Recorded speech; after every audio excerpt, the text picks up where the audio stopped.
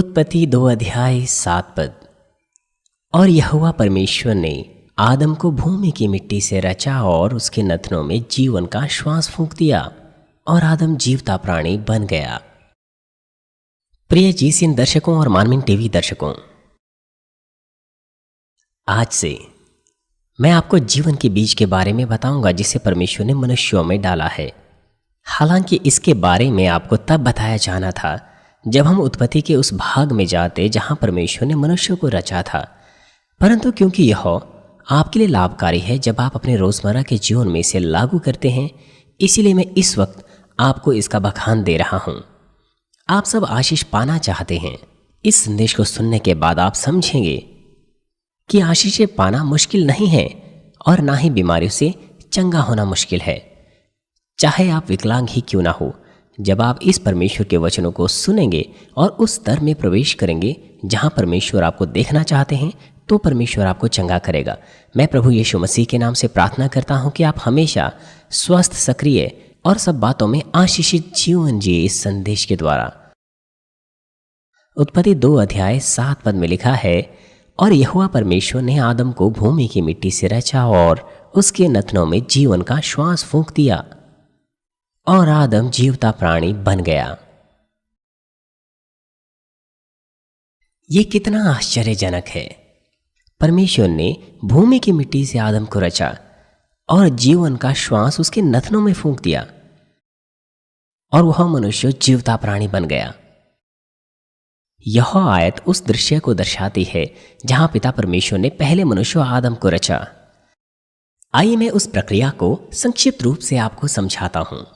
जब परमेश्वर ने मनुष्यों के हर अंग को भूमि की मिट्टी से रचा, तो मिट्टी का वह टुकड़ा मनुष्यों की देह में बदल गया। यह संभव था क्योंकि निरंतर परमेश्वर के हाथों से मूल ज्योति निकलती थी। जब उसने मिट्टी से आदम को रचा, जब उसने सिर को मिट्टी से रचा, तो फिर वह सिर अब मिट्टी का कोई टुकड़ा नहीं था, वरन वह पूर्ण सिर बन चुका था।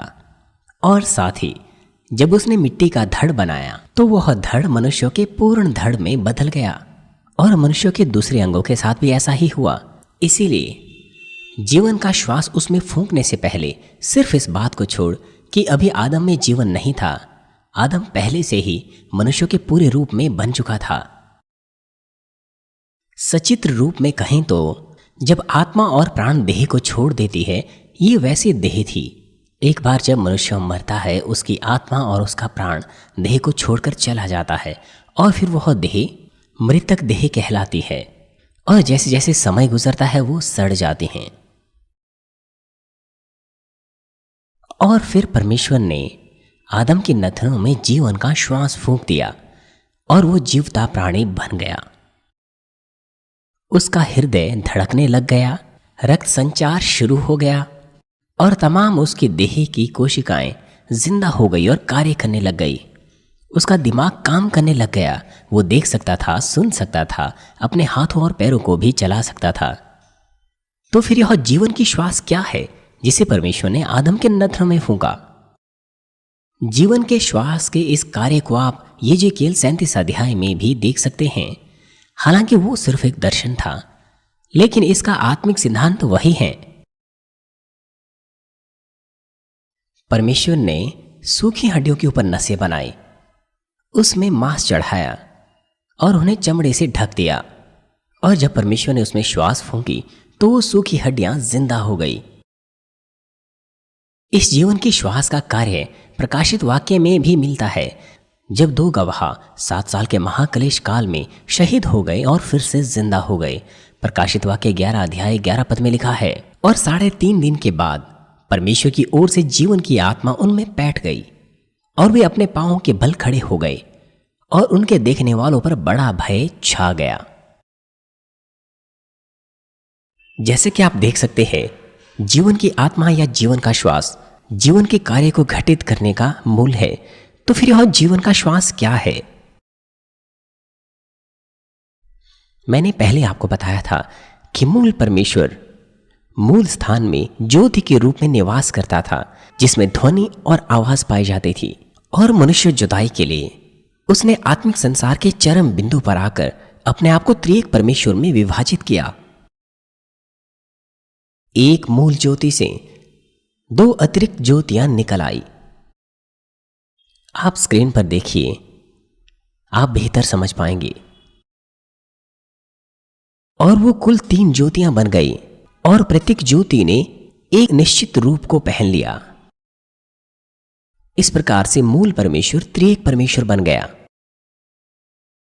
यद्यपि त्रिएक परमेश्वर ने एक निश्चित रूप को पहन लिया, परंतु आधार तो भी वो मूल ज्योति है जिसमें आवाज पाई जाती है। इस मूल ज्योति में अनंत सामर्थ्य और बुद्धि पाई जाती है। परमेश्वर की यह सामर्थ्य जो इस मूल ज्योति में पाई जाती है, वो जीवन के श्वास के रूप में कार्य करती है। प्यारे भाइयों और बहनों, मैंने आपको बताया था कि परमेश्वर ने तमाम आनुवंशिक सूचना को एक कोशिका के न्यूक्लियस के डीएनए में डाल दिया।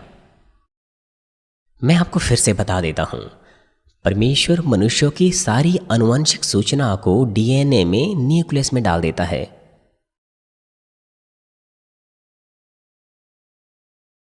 आप स्क्रीन पर देखिए। और साथ ही न्यूक्लियस में डीएनए की तुलना मैंने स्वचालित कारखानों के उत्पादों से की थी। जैसे ही आप उस फैक्ट्री के स्विच को ऑन कर लेते हैं तो उस कारखाने में स्वचालित उत्पादन रैखिक अनुक्रम उत्पादों को तैयार करना शुरू कर देते हैं, अर्थात स्वचालित उत्पादन प्रणाली से वो उत्पाद बनते हैं। यह तथ्य कि परमेश्वर ने भूमि की मिट्टी से आदम को रचा, यह ऐसे था जैसे स्वचालित उत्पादन सुविधा का निर्माण करना, जिसे मनुष्य देह कहा जाता है, और परमेश्वर के द्वारा जीवन का श्वास उसमें फूंक देना, वो ऐसे था जैसे स्विच को ऑन करना। जिस प्रकार से बिजली किसी मशीन को जीवन देती है, उसी प्रकार से यह जीवन का श्वास है जो मनुष्य देह को जीवन देता है।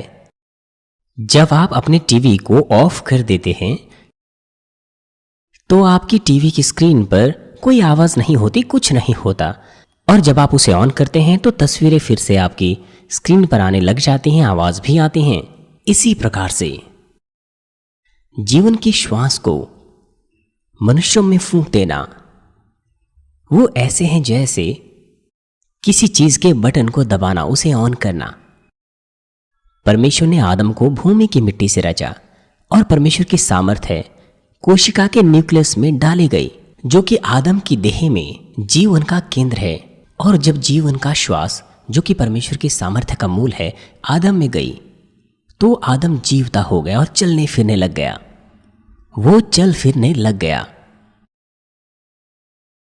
आपको अच्छे से समझना चाहिए जो मैं आपको बता रहा हूं, तो यह आपकी ताकत बनेगा। जब आपके पास समस्या होती है तो आप उस समस्या का समाधान ढूंढ पाएंगे और आप इस भाव के साथ सदस्यों के घर भी जा सकते हैं।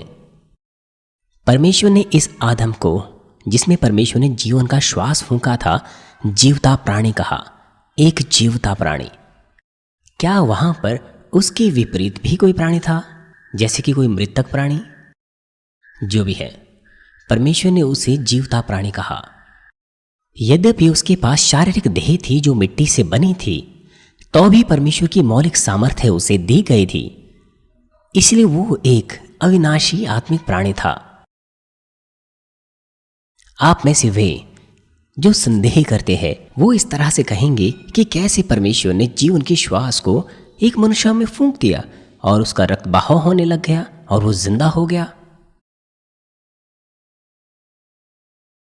परंतु ये वही कार्य है जो सर्वशक्तिमान परमेश्वर ने किया। कैसे लोग जो केवल एक मात्र प्राणी है, टीवी बनाते हैं और मोटर गाड़ियां बनाते हैं, केवल एक मात्र प्राणी मनुष्य वो घड़ी बना सकता है जो आपकी कलाई में है। और यह चीजें यहां तक कि उन धातुओं से बनाई जाती हैं जो मिट्टी से कहीं ज्यादा मजबूत होती हैं। लोग सभी प्रकार के पुर्जे बनाते हैं, उन्हें इकट्ठा करते हैं और उससे टीवी के सेट या घड़ियां बनाते हैं या मोटर गाड़ियां बनाते हैं, और फिर वो उन्हें ऑन करते हैं, बिजली का बहाव उसमें करते हैं और वो चलने लग जाती हैं। कारें दौड़ने लगती है, टीवी में चलचित्र चलते हैं और इस तरह से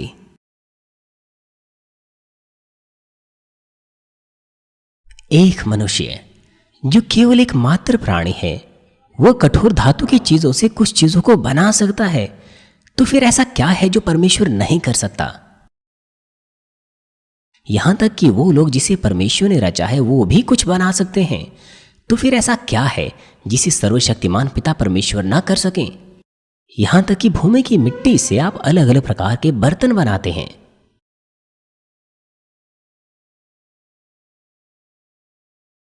यदि आप इसके बारे में सोचेंगे तो फिर आप कहेंगे कि कुछ भी ऐसा नहीं जो परमेश्वर ना कर सके। वो सब कुछ कर सकता है। परमेश्वर ने आदम को, जो कि एक जीवित प्राणी था, अदन की वाटिका में रखा, दूसरे स्वर्ग में, जो आत्मिक संसार से संबंध रखता है। परमेश्वर के वचन के अनुसार आदम फलवंत हुआ और बढ़ता गया। परमेश्वर ने उसे भूमि की मिट्टी से रचा, पहले स्वर्ग में जो कि यह धरती है, और उसे जीवता प्राणी बनाया। और परमेश्वर ने उसे अदन की वाटिका में रखा, जो कि दूसरे स्वर्ग में है, जहां पर आत्माएं रह सकती हैं। उसने आदम को पहले स्वर्ग से बाहर निकाला। हम भी पहले स्वर्ग से उठा लिए जाएंगे और बादलों पर जाएंगे, जैसे कि बाइबल में लिखा है। और आदम फलवंत हुआ और बढ़ता गया। दूसरे शब्दों में उसने बहुत से बच्चों को जन्म दिया। फूलों फलों और बढ़ते जाओ, ये परमेश्वर का आदेश है। इस वजह से लोग फूलते फलते गए और बढ़ते गए। जीवन का श्वास जो परमेश्वर ने आदम में फूका था, वो खुद ब खुद आदम के संतान को विरासत में मिला, जिन्हें आदम ने अदन की वाटिका में जन्म दिया था। जीवन का श्वास वो खुद ब खुद आदम के संतान को विरासत में मिला। जब आदम और हवा ने अपने बच्चों को जन्म दिया तो जीवन का श्वास उनके बच्चों को विरासत में चला गया। परमेश्वर ने एक एक करके जीवन का श्वास सभी में नहीं फूंका, वरन परमेश्वर ने ऐसा किया कि जीवन का श्वास खुद ब खुद उनकी संतानों में चला गया। जब आप कार्य बनाते हैं तो आप प्रोड्यूसिंग लाइन अर्थात उत्पादन लाइन अर्थात स्वचालित उत्पादन रेखीय अनुक्रम का निर्माण करते हैं, और उस उत्पादन रेखीय अनुक्रम पर खुद ब खुद कार्य बनती हैं। पुरुष से शुक्राणु और स्त्री से अंडाणु दोनों मिलकर खुद ब खुद एक नए बच्चे का निर्माण करते हैं। आधारित रूप से ये वही सिद्धांत है।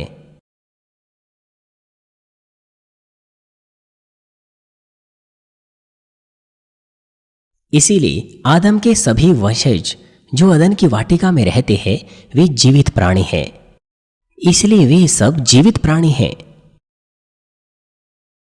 क्योंकि आदम के वंशज जो अदन की वाटिका में है वो सब जीवित प्राणी हैं। इसलिए अपने पूरे जीवन के दौरान वो जीवन के श्वास के प्रभाव में रहते हैं।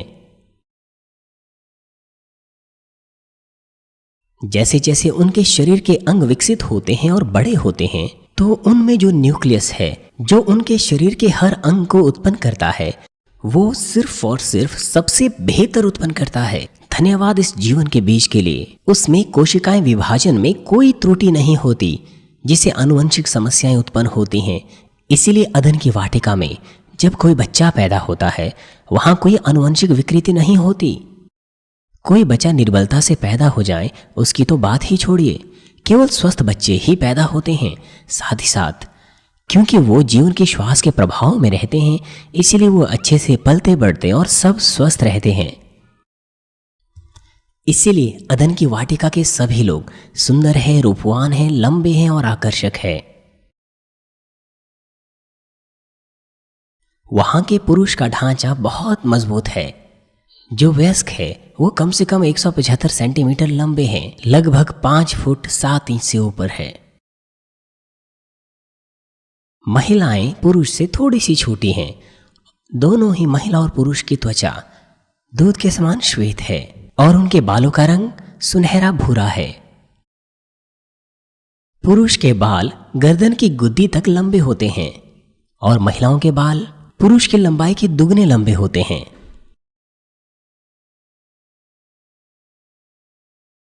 जब बाल इतने लंबे हो जाते हैं तो वो बढ़ना रुक जाते हैं और उसकी लंबाई एक समान रहती है।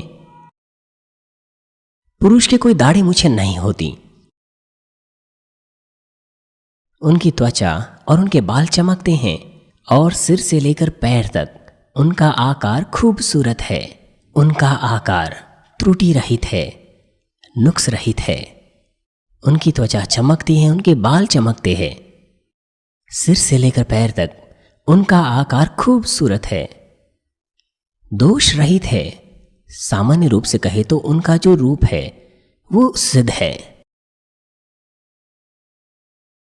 इस धरती पर लोग दाढ़ी मूछें बढ़ाते हैं और मैं सोचता हूं कि अदन की वाटिका में दाढ़ी मूछें बढ़ाना वो शायद उचित नहीं है। मुझे नहीं लगता कि उन्हें कभी जरूरत होगी। वहां पर उनके पास ऐसी अनावश्यक चीजें नहीं हैं। उन सभी लोगों का चेहरा साफ है। एक झलक में तो वो सब एक समान दिखाई दे सकते हैं। हालांकि उन सब में व्यक्तिगत रूप से अंतर पाया जाता है, परंतु तो भी उन सभी में सारी उत्तम विशेषताएं पाई जाती हैं। अदन की वाटिका के पुरुष का विकास तब तक होता है जब तक वो एक युवक की उम्र से आगे न बढ़ जाएं, और फिर एक निश्चित बिंदु पर उनका शारीरिक विकास रुक जाता है और उस बिंदु के बाद उनका शरीर वृद्ध नहीं होता है। वे फिर उसी अवस्था में बने रहते हैं। ये संभव है क्योंकि परमेश्वर की मूल सामर्थ्य न्यूक्लियस के ऊपर नियंत्रण करती है, जो सिद्धांतिक रूप से शरीर को व्यवस्थित करता है। आइए मैं फिर से दोहराता हूं, यह संभव है क्योंकि परमेश्वर की मूल सामर्थ्य उसका नियंत्रण न्यूक्लियस पर है, जो सिद्धांतिक रूप से शरीर को व्यवस्थित करता है। दूसरे शब्दों में परमेश्वर की मूल सामर्थ्य का नियंत्रण न्यूक्लियस के ऊपर होता है, जो कि शरीर का इंचार्ज है।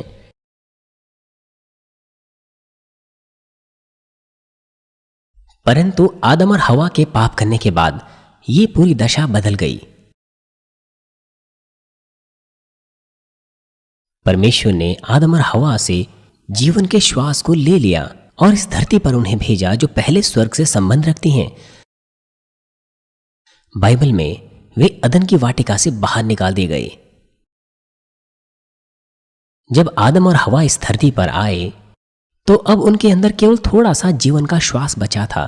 केवल एक धुंधला सा निशान उसका बचा हुआ था। परमेश्वर ने जीवन के श्वास को उनसे ले लिया और केवल निशान अब उसका बचा था। बिना उस निशान के वो परमेश्वर की खोज नहीं कर पाते। अब वह उनके अंदर एक बीज के समान न्यूक्लियस के अंदर था, जो कि शरीर का सबसे केंद्रीय और मध्य आकार है। ये जीवन का बीज है।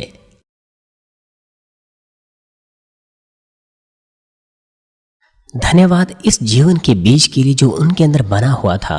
इस कारण से आदम और हवा अदन की वाटिका के जीवन को भूले नहीं, वरन उन्होंने उस जीवन को याद रखा। इस कारण से वो परमेश्वर पर विश्वास कर पाए, खोज कर पाए। लेकिन शरीर के इस बहाव के अनुसार वो बूढ़े हो गए। जब वो इस धरती पर आए तो 930 साल तक वो जिंदा रहे और अंत में उनके शरीर की मृत्यु हो गई। यदि वे अदन की वाटिका में ही रहते तो धन्यवाद उस जीवन के बीज के लिए, वो ना तो बूढ़े होते और ना ही मृत्यु का सामना करते। लेकिन क्योंकि ज्यादातर जीवन का श्वास उनसे ले लिया गया था, इसलिए जब इस शारीरिक संसार में शरीर के बहाव में वो रहे तो वो बूढ़े हो गए और अंत में मृत्यु का सामना किया। लेकिन तो भी 930 साल का जीवन इस धरती पर वो बहुत लंबा जीवन था, यदि हम उसकी तुलना आज के जीवन काल की अवधि से करें। साधारणतः एक मनुष्य की जीवन अवधि बहुत लंबी हुआ करती थी नूह की बाढ़ से पहले। उसका कारण यह था कि वह मूल ज्योति अभी भी इस धरती पर बची हुई थी, जिस मूल ज्योति के द्वारा परमेश्वर ने सृष्टि के पहले दिन इस धरती को ढका हुआ था। इसके साथ साथ मनुष्य जुताई की शुरुआत में बुराई इतनी प्रचलित नहीं थी और लोगों के हृदय तुलनात्मक रूप से भले थे। इसीलिए यद्यपि वो बूढ़े हुए भी तो भी बूढ़े होने की गति आज की तुलना में कहीं ज्यादा धीमी थी। प्यारे भाइयों और बहनों, मैंने आपको बताया कि अदन की वाटिका में आदम के वंशजों को जीवन का श्वास प्राकृतिक रूप से वंशागत हुआ, परंतु वो वंश जिनको आदम और हवा ने इस धरती पर जन्म दिया, जीवन का बीज उनमें वंशागत नहीं हुआ, अर्थात माता पिता से विरासत में उन्होंने नहीं पाया। इस कारण से परमेश्वर एक बच्चे को उसके गर्भ में 6वें महीने में आत्मा को देता है। परमेश्वर एक बच्चे में आत्मा को डालता है। वो अदन की वाटिका में ऐसा नहीं करता है, क्योंकि वहां पर जीवन का बीज पीढ़ी दर पीढ़ी प्राकृतिक रूप से वंशागत होता है, विरासत में मिलता है। लेकिन इस धरती पर यह असंभव है। इसीलिए परमेश्वर एक बच्चे को 6वें महीने के गर्भधारण में आत्मा को देता है। वो जीवन का बीज उस आत्मा में डालता है और उसे एक कोशिका के न्यूक्लियस में डालता है, जो देह का सबसे केंद्रीय जीवन बिंदु है। जिनकी आत्मिक आंखें खुली हैं वे देख सकते हैं कि नीली ज्योति उस जीवन के बीज के अंदर से प्रकाशित होती हैं। सभोपदेशक 3 अध्याय 11 पद में लिखा है, उसने सब कुछ ऐसा बनाया है कि अपने अपने समय पर वे सुंदर होते हैं। फिर उसने मनुष्यों के मन में अनादि अनंत काल का ज्ञान उत्पन्न किया है। क्योंकि परमेश्वर ने आपके हृदय में अनादि अनंत काल का ज्ञान दिया है, इसलिए स्वाभाविक रूप से आप अनंत जीवन की लालसा रखते हैं। तो भी जो काम परमेश्वर ने किया है वह आदि से अंत तक मनुष्य बूझ नहीं सकता। यहाँ पर लिखा है कि परमेश्वर ने उनके हृदयों में अनादि अनंत काल का ज्ञान उत्पन्न किया है। ये है वो जीवन के बीज का काम जिसे परमेश्वर सभी मनुष्यों में डालता है। क्योंकि लोगों में ऐसा आत्मा डाला गया है जिसमें जीवन का बीज पाया जाता है, इसलिए जानवरों के असमान वो धुंधले तौर पर आने वाले जीवन के अस्तित्व को महसूस करते हैं। इसलिए वो परमेश्वर की खोज करते हैं जो सिद्ध प्राणी हैं और स्वर्ग की भी लालसा रखते हैं। लेकिन जब तक वो परमेश्वर से नहीं मिलते, जीवन का बीज एक बीज के रूप में ही रहता है और उसमें कोई जीवन का कार्य नहीं होता। और साथ ही शारीरिक रूप से भी यदि किसी फसल, फूल या फल का बीज अंकुरित नहीं होता तो वह बीज ही के समान रहता है, जैसे मानो वो मरा है। चाहे कितने ही वर्ष क्यों ना गुजर जाएं, यदि उचित वातावरण ना दिया जाए तो वो एक बीज ही के समान रहता है, जैसे कि मानो वो मरा हुआ है। और ऐसा भी हो सकता है कि वो हजारों वर्षों तक बीज ही के समान रहे। 1990 के दशक के दौरान एक ऐसा समाचार हमें सुनने को मिला, एक 2000 वर्ष पुराना बीज इज़राइल में पाया गया। जब लोग बीज बोते थे तो बाद में वो अंकुरित होते थे और वो बीज 2000 वर्ष तक नहीं मरा। उस बीज में जीवन था, वो नहीं मरा। जब सही वातावरण स्थापित किया जाता है तो बीज अंकुरित होता है और वो बढ़ता है। लेकिन तो भी सारे के सारे बीज अंकुरित नहीं होते। प्रत्येक बीज के प्रकार के अनुसार उनके जीवन काल की अवधि अलग अलग होती है। जब वो अवधि समाप्त हो जाती है तो वो मर जाते हैं। और यदि उनके जीवन की अवधि अभी समाप्त नहीं भी हुई हो तो भी ऐसा हो सकता है कि किसी बाहरी कारण से उनके जीवन की शक्ति खत्म हो जाए, चाहे वातावरण कितना ही अच्छा क्यों ना हो, तो भी वो बीज अंकुरित नहीं होते।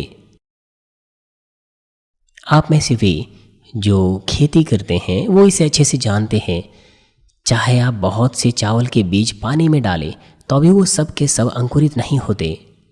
आमतौर पर ऐसा जाना जाता है कि चावल की फसल के बीज के जीवन की अवधि 2 से 3 साल होती है। इसलिए यदि आप 4 से 5 साल पुराना बीज पानी में डालें तो वो अंकुरित नहीं होगा। चावल के बीज को अंकुरित होने के लिए उचित मात्रा में पानी, हवा और तापमान भी दिया जाना चाहिए। ठीक इसी प्रकार से जीवन का बीज जिसे परमेश्वर मनुष्यों में देता है, उसको अंकुरित होने के लिए एक उचित आत्मिक वातावरण मौजूद होना चाहिए। यद्यपि सारे के सारे मनुष्य जीवन के बीज से उत्पन्न होते हैं, लेकिन तो भी उनमें से कुछ ऐसे हैं जो बीज के अंकुरित होने से पहले ही मर जाते हैं, और कुछ ऐसे हैं जो उस बीज को किसी बिंदु पर आकर अंकुरित करते हैं, और कुछ ऐसे भी हैं जिनमें अंकुर दिखते तो है परंतु उनकी बढ़ोतरी रुक जाती है, और कुछ ऐसे हैं जिनका बीज एक पूरे परिमाण तक बढ़ जाता है। इस तरह से बहुत से अलग अलग प्रकार के होते हैं। और कुछ ऐसे हैं जिनका बीज बिल्कुल अंकुरित नहीं होता वरन बीज मर जाता है। आपके कुछ परिवार के सदस्य इस तरह के हैं, वो यीशु मसीह को नहीं खोजते वरन इनकार करते हैं और प्रभु को ग्रहण किए बगैर मर जाते हैं, पवित्र आत्मा को ग्रहण किए बगैर ही। लेकिन आप वे हैं जिनका बीज अंकुरित हुआ है और आप यहाँ पर एकत्र है। आप सबके सब नहीं, लेकिन आप में से ज्यादातर। और साथ ही कुछ ऐसे भी हैं जिनका बीज अंकुरित होता है लेकिन जल्दी ही बढ़ना रुक जाता है। आप में से कुछ प्रभु को ग्रहण करते हैं और वो बीज अंकुरित होता है और कुछ समय के बाद वो उन्नति करना बंद कर देता है। क्यों? क्योंकि वो लोग शरीर का काम करते हैं और फिर वो बीज नहीं बढ़ता। शरीर के काम उन्हें मृत्यु की ओर ले जाते हैं। उनका विश्वास फिर नहीं बढ़ता, वरन उन्नति करना रुक जाता है।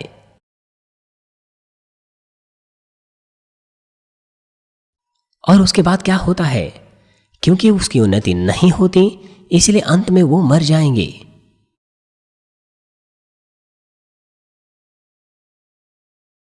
और कुछ दूसरे ऐसे हैं जिनका बीज दूसरे, तीसरे, चौथे स्तर तक बढ़ता है और पूरे परिमाण तक।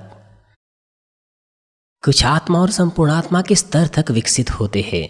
आप में से ज्यादातर इस श्रेणी में पाए जाते हैं। परंतु ये मामले प्रत्येक के वातावरण और उनके प्रयासों के अनुसार भिन्न भिन्न होते हैं। और अब अच्छा वातावरण क्या होता है? जहां पर जीवन का बीज अंकुरित होता है और बढ़ता है। मैंने आपको कहा था कि परमेश्वर मूल ज्योति के छोटे से हिस्से को, जिसमें परमेश्वर का सामर्थ्य पाया जाता है, उसे लेकर बोता है। इसीलिए जीवन के बीज की मूल विशेषता आत्मा, भलाई, सत्य और ज्योति है। आत्मा, भलाई, सत्य और ज्योति, ठीक है। इसलिए जब मनुष्य का हृदय भला होता है तो यह एक उपजाऊ वातावरण उसको देता है जहां पर जीवन का बीज अंकुरित होता है। तो जीवन के बीज के अंकुर होने के लिए अच्छा वातावरण क्या है? जब मनुष्य का हृदय भला होता है तो वो अच्छा वातावरण बन जाता है जीवन के बीज के लिए कि वो अंकुरित हो। वो है अंत में पवित्र आत्मा के द्वारा नया जन्म पाना। लेकिन नए जन्म को पाने के लिए पवित्र आत्मा के द्वारा एक मनुष्य को यीशु मसीह को उद्धारकर्ता के रूप में ग्रहण करना होता है सबसे पहले, और पापों से क्षमा पानी होती है। जिस सीमा तक उसका हृदय भला होगा वो आसानी से विश्वास कर पाएगा, यीशु मसीह को ग्रहण कर पाएगा। वो जो हृदय में भले हैं वो विश्वास करते हैं। जब विश्वास करने के लिए वो प्रमाण देखते हैं, वो अपना हृदय खोल देंगे और वो आपको सुनने की कोशिश करेंगे। वो इसीलिए क्योंकि यीशु मसीह के क्रूस का प्रावधान वो अपने आप में भलाई और प्रेम का मूल है। यीशु जो परमेश्वर के रूप में है वो इस धरती पर देह में होकर आया मनुष्यों को बचाने के लिए। यद्यपि यीशु पाप रहित था तो भी लकड़ी के क्रूस पर उसे लटकाया गया। मनुष्यों के रूप में वो श्रापित हुआ। उसने अपने लिए कुछ नहीं बचाया वरन अपना सारा पानी लहू बहा दिया। इसीलिए अगर किसी व्यक्ति के हृदय में थोड़ी सी भी भलाई हो तो यीशु के प्रेम और भलाई से वो प्रभावित होगा, जिसने अपने आप को पूरी तरह से बलिदान कर दिया।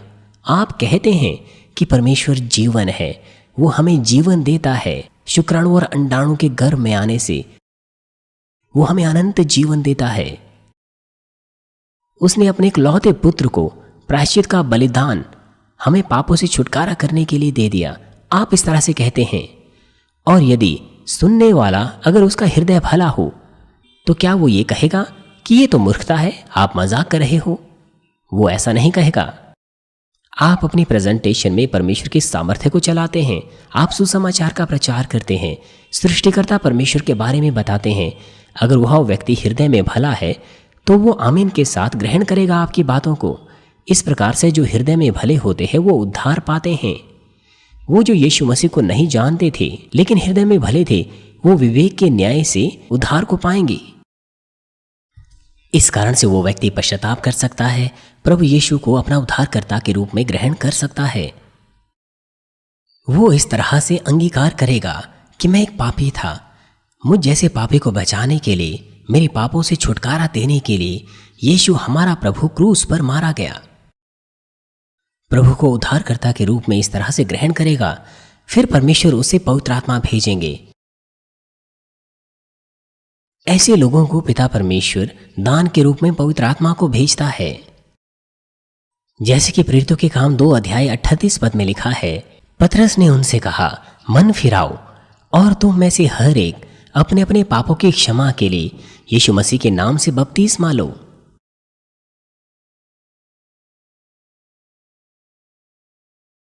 मन फिराओ और तुम में से हर एक अपने अपने पापों की क्षमा के लिए यीशु मसीह के नाम से बपतिस्मा ले। मन फिराओ अर्थात पश्चाताप करो। पश्चाताप सबसे पहले होना चाहिए, क्योंकि आप एहसास करते हैं कि यीशु मसीह उद्धार करता है, इसलिए सबसे पहले आपको पश्चाताप करना चाहिए, ये कहते हुए कि मैं एक पापी था।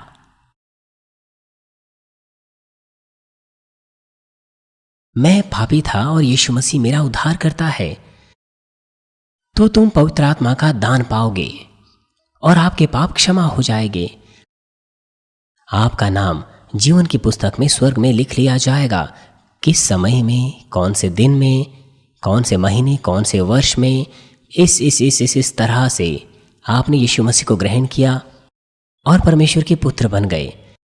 और परमेश्वर आपको पवित्र आत्मा को दान के रूप में देता है, जीवन की पुस्तक में आपका नाम लिखता है और परमेश्वर आपका पिता बनता है और आप अपने आप को परमेश्वर के पुत्र और पुत्री कहते हैं।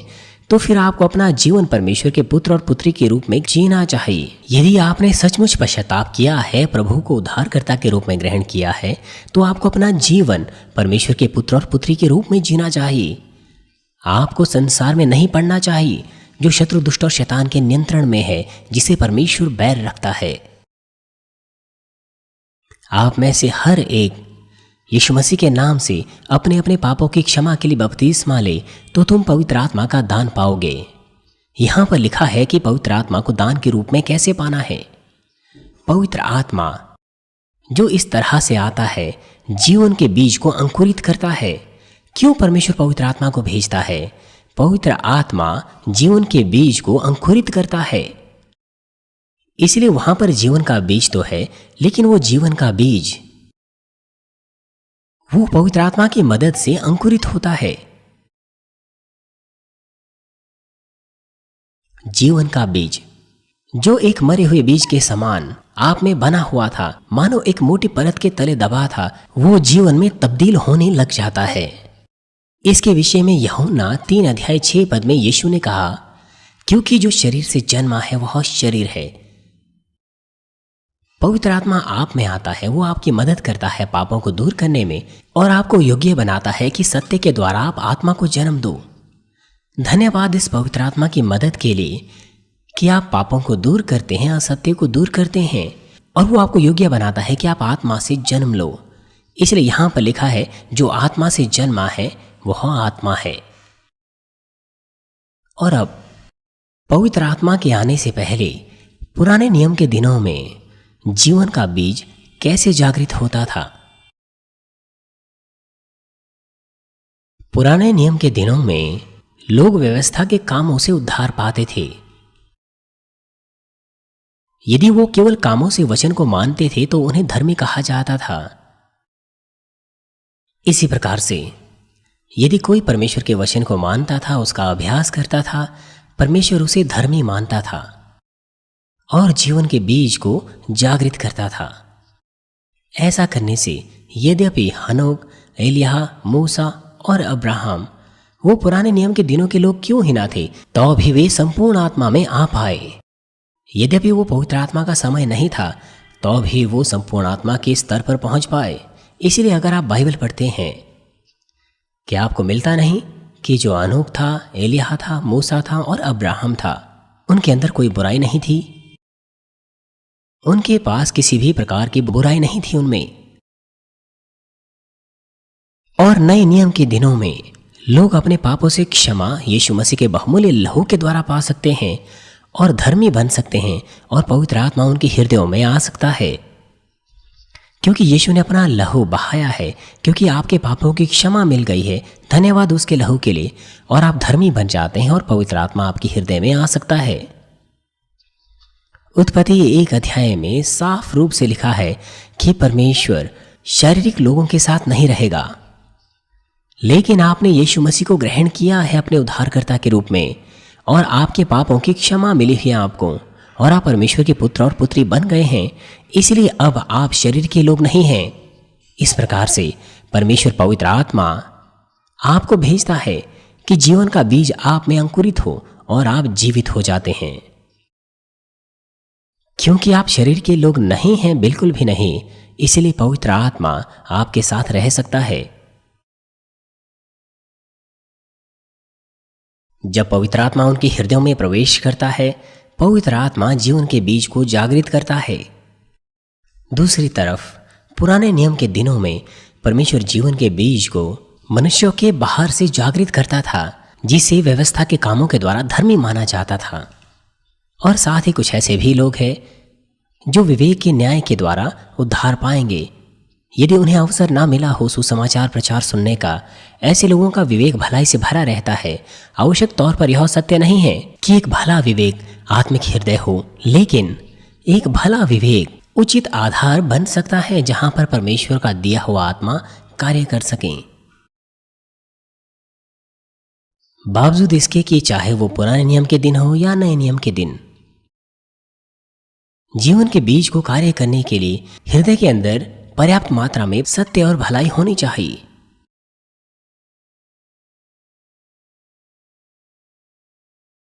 मगर मनुष्यों के हृदय में विभिन्न तत्व पाए जाते हैं। प्रत्येक व्यक्ति के हृदय के घटक अलग अलग होते हैं। उनमें भलाई हो सकती है, बुराई हो सकती है, या दूसरे अभिभावकों के वंशागत तत्व हो सकते हैं। जो भी है, सभी के पास स्वतंत्र इच्छा है। यदि कोई व्यक्ति केवल भलाई को देखे, सुने और अपने अंदर डाले तो उसका हृदय भलाई से भर सकता है। लेकिन यदि वो केवल बुरी चीज़ों को देखे, सुने और अपने हृदय में डाले तो उसका हृदय उसी सीमा तक बुरा बन जाता है। परमेश्वर का वचन आपको कहता है कि आप शरीर की अभिलाषा, आंखों की अभिलाषा और इस जीवन का घमंड निकाल फेंको, क्योंकि ये सब बातें परमेश्वर की ओर से नहीं आई हैं। इसलिए आपको आंखों की अभिलाषा निकाल देनी है। आपको बुरी बातों को नहीं देखना है, बुरी चीज़ों को और असत्य को नहीं देखना है। आप उन्हें ना देखें, उन्हें अपने अंदर ना डालें। इसलिए अगर वो बुराई को देखता है, सुनता है और अपने हृदय में डालता है तो उसका हृदय बुरा बन जाता है। इसलिए कोई भी बहाना नहीं बना सकता कि मैं परमेश्वर से इसलिए नहीं मिला क्योंकि मैं बुरे हृदय की भूमि से पैदा हुआ था। क्यों? क्योंकि ये वो स्वयं है जिन्होंने हृदय की भूमि को बुरा बनाया। जब जीवन का बीज अंकुरित होता है तो उसे बढ़ना चाहिए। जब वो अंकुरित होता है तो उसकी उन्नति होनी चाहिए। जब कोई बीज अंकुरित होता है, अवश्य ही उसको पानी और सूर्य की किरणें मिलनी चाहिए कि वो बड़ा हो सके। इसी प्रकार से जीवन का बीज, उसको भी अवश्य ही आत्मिक पानी और प्रकाश मिलना चाहिए जब वो पवित्र आत्मा के द्वारा अंकुरित होता है। दूसरे शब्दों में, जीवन के बीज का मालिक उसको जीवन के वचनों से रोटी बनानी चाहिए ताकि उसकी आत्मा को पोषक तत्व मिले और वो पवित्र आत्मा की मदद के द्वारा उन्नति कर सकें। मैंने पहले आपको कहा था कि परमेश्वर जीवन के बीज में आत्मा को डालता है और वह उसे कोशिका के न्यूक्लियस में डालता है, जो कि मनुष्यों के शरीर का सबसे मध्य केंद्र होता है। जीवन का बीज जब जागृत होता है, जीवन का कार्य शुरू करता है, तो वो आत्मा जो जीवन के बीज को घेरे रखता है वो उन्नति करने लग जाता है। जो भी है, किसी पौधे का बीज मर जाता है जब उसको पानी नहीं मिलता। इसी प्रकार से जीवन का बीज ना केवल उन्नति करना छोड़ता है, वरन उसमें जीवन भी नहीं बना रह सकता अगर उसको आत्मिक पानी ना मिले। इसीलिए यीशु ने यूहन्ना 6:53 में कहा, मैं तुमसे सच सच कहता हूं, जब तक मनुष्य के पुत्र का मांस ना खाओ और उसका लहू ना पियो, तुम में जीवन नहीं।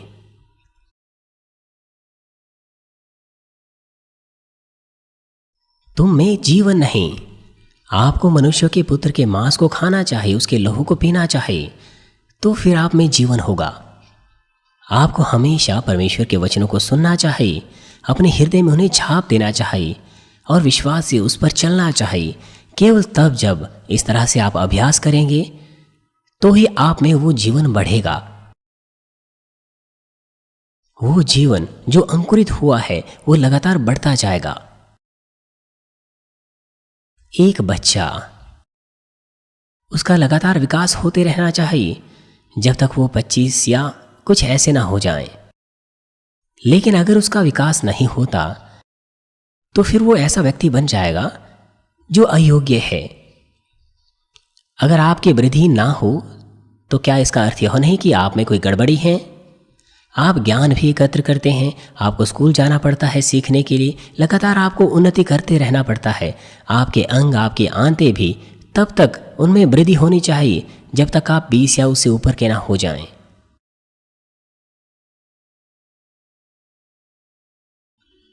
तो फिर मनुष्य के पुत्र के मांस को खाना क्या है और उसके लहू को पीना क्या है आत्मिक रीति से? वो है परमेश्वर के वचन को, जो कि पानी है, अपने हृदय में डालना है और ज्योति में चलना है। जब आत्मिक पानी और प्रकाश हृदय में आता है तो हृदय में आत्मा उन्नति करता है। पहला यूहन्ना 3:9 में लिखा है, जो कोई परमेश्वर से जन्मा है वह पाप नहीं करता, क्योंकि उसका बीज उसमें बना रहता है। परमेश्वर का बीज आप में बना रहता है और आपको योग्य बनाता है कि आप पाप ना करें। आप में से वे जो पाप करते हैं, आप मुझे सुनिए, जो कोई परमेश्वर से जन्मा है वह पाप नहीं करता, क्योंकि उसका बीज उसमें बना रहता है। परमेश्वर का बीज आप में बना रहता है। आप जीवन का बीज सीख रहे हैं, वो आप में बना रहता है और आप परमेश्वर की संतान हैं। इस प्रकार से आप पाप नहीं कर सकते, क्योंकि आप परमेश्वर के पुत्र और पुत्री हैं। यहां पर लिखा है कि वे जो परमेश्वर से जन्मे हैं, अर्थात जिन्होंने यीशु मसीह से उद्धार पाया है, वो अपने जीवन में पाप नहीं करेंगे, क्योंकि जीवन का बीज और परमेश्वर का बीज उनमें बना रहता है। जब जीवन का बीज जिसे परमेश्वर देता है वो जागृत होता है, तो उसका जीवन केवल तभी बना रहता है जब उसमें जीवन का वचन हो, जो कि आत्मिक पानी है, जब उसे दिया जाता है। लेकिन अगर वो पाप करें बार बार, ऐसे पाप जो क्षमा भी ना हो सकें, तो फिर यह ऐसे है जैसे अंकुरित हुए बीज को मार देना। मान लीजिए, यदि आप किसी पौधे को अंधेरे कमरे में रखेंगे और उसे कुछ पानी नहीं देंगे तो अंत में वह मर जाएगा। उसी प्रकार से अगर आपने यद्यपि एक बार पवित्र आत्मा पाया भी है, परंतु अगर आप इच्छा से पाप करें तो अंत में उस जीवन को आप फिर से खो देंगे। क्या परमेश्वर आपको कहता नहीं है कि आप पवित्र आत्मा को ना बुझाओ, पवित्र आत्मा की उस आग को? इसका मतलब यह है कि पवित्र आत्मा बुझ सकता है। पवित्र आत्मा को पाने के बाद आपको उसकी उन्नति करनी चाहिए, लेकिन आप उसको मार देते हैं। आप उसको मार देते हैं पापों को करने के द्वारा। और बाद में मैं आपको बताऊंगा कि प्रार्थना को ग्रहण करने के बाद भी आप क्यों चंगे नहीं होते। आप कहते हैं कि आपने पश्चाताप किया, मेरी प्रार्थना को ग्रहण किया, तो भी आप बीमार हैं, आप चंगे नहीं हुए, जबकि दूसरे चंगे हुए मेरी प्रार्थना को ग्रहण करने के बाद। इसका मतलब यह है कि आपने महान मात्रा में पापों को एकत्र किया है, परमेश्वर को क्रोधित किया है। परमेश्वर का वचन आपको कहता है कि आप नरक के मार्ग पर ना जाएं शरीर के कामों को करने के द्वारा, लेकिन आप नहीं सुनते। लेकिन लगातार आपने पापों को किया है। आप जानते हैं कि यह पाप है, लेकिन जैसा कि बाइबल में लिखा है, आप इच्छा से पाप करते हैं, अंत में आप मर जाएंगे। परमेश्वर आपको पश्चाताप की आत्मा नहीं देता। जब आप यीशु मसीह को फिर से क्रूस पर चढ़ाते हैं तो परमेश्वर आपको पश्चाताप का आत्मा नहीं देता और आप बिना क्षमा पाए मर जाएंगे।